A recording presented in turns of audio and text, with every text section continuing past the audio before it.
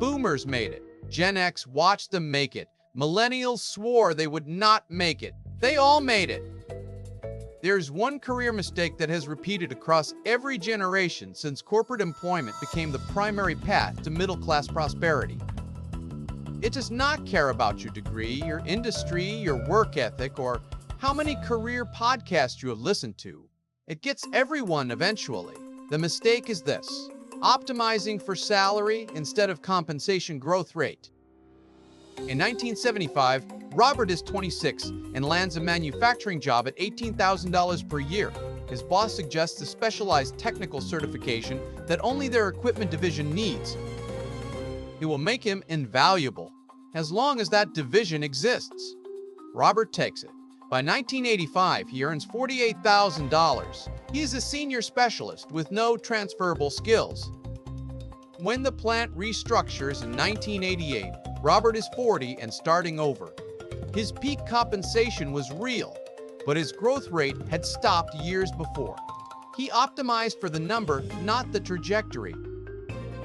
In 1999, Diane starts at a telecom company at $42,000. Her manager tells her to focus on their proprietary billing platform. It pays well, and she is good at it. By 2008, Diane earns $90,000. She is an expert in software nobody outside this company uses. When a merger eliminates her role, she is 43 with a specialized resume and market value significantly below her current salary. The number looked like success. The trajectory was a slow trap. In 2015, Jordan starts at a tech startup at $65,000. He masters their proprietary analytics stack, gets promoted twice, earns $115,000 by 2022. Then the startup gets acquired and the tool gets replaced. Jordan's entire skill set was built around products that no longer exist. The salary was high. The compound career value he built was near zero. 3 generations. 3 different economic environments. 1 identical mistake. Here is why it keeps happening. Salary feels like a measure of career progress. It is not. Salary measures your current value to your current employer in your current role. It tells you almost nothing about future options, market leverage, or how your compensation will grow over the next decade. The metric that actually predicts long-term earnings is your compensation growth rate.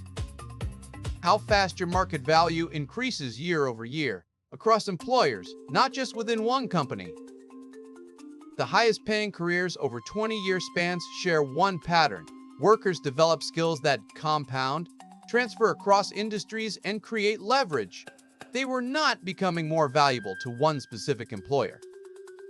They were becoming more valuable to the entire market. Compare 2 people starting in product management at $80,000. Person A specializes in their company's internal systems, gets promoted to director, earns $150,000 10 years later. Person B moves every 3 years, always targeting a 20% salary jump, builds skills with broad demand, earns $220,000 10 years later. Same starting point. The difference is what they optimized for. The mistake is not any particular choice. It is the mental model that treats salary as the goal instead of the output.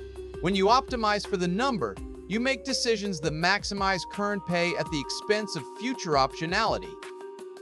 When you optimize for growth rate, you sometimes take lower-paying roles that build transferable skills.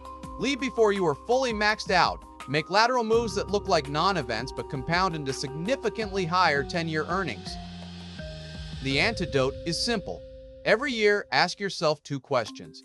What skills did I develop this year that I could use anywhere?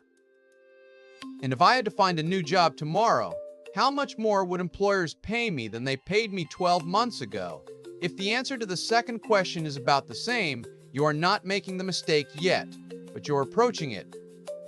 The one career mistake every generation repeats is believing they are building career capital when they are actually just building salary. Those are 2 very different things. And confusing them is the most expensive error most people never realize they made.